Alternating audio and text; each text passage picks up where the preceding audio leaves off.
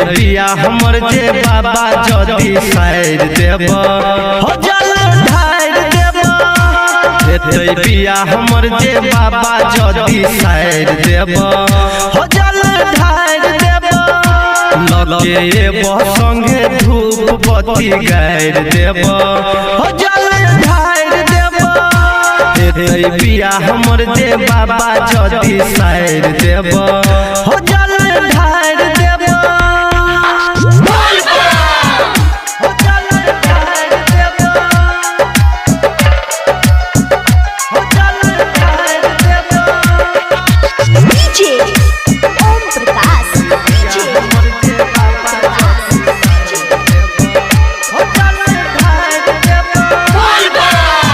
कनिया भले सावर रहे साइड दिहा गोरकी हंस हंस बात करे बाबा न कठर की ओ बाबा कनिया भले सावर रहे साइड दिहा गोरकी हंस हंस बात करे बाबा न कठर की पूरा कर तू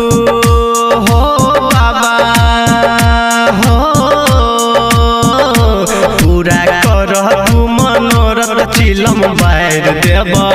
हो जल ढार देब हेतै बिया हमर जे बाबा जदी साइड देब हो जल ढार देब लगे एबो संगे धूप बत्ती गाड़ देब हो जल ढार देब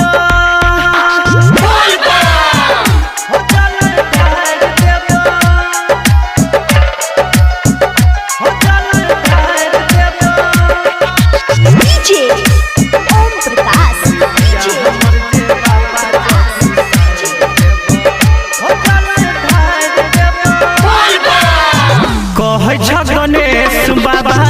बात विशेष हो प्यारे लाल जितेंद्र संगे राइटर कमलेश हो बाबा कह गणेश बाबा बात विशेष हो प्यारे लाल नवल संगे राइटर कमलेश हो कहिया मिले वह जोड़ी भोला बाबा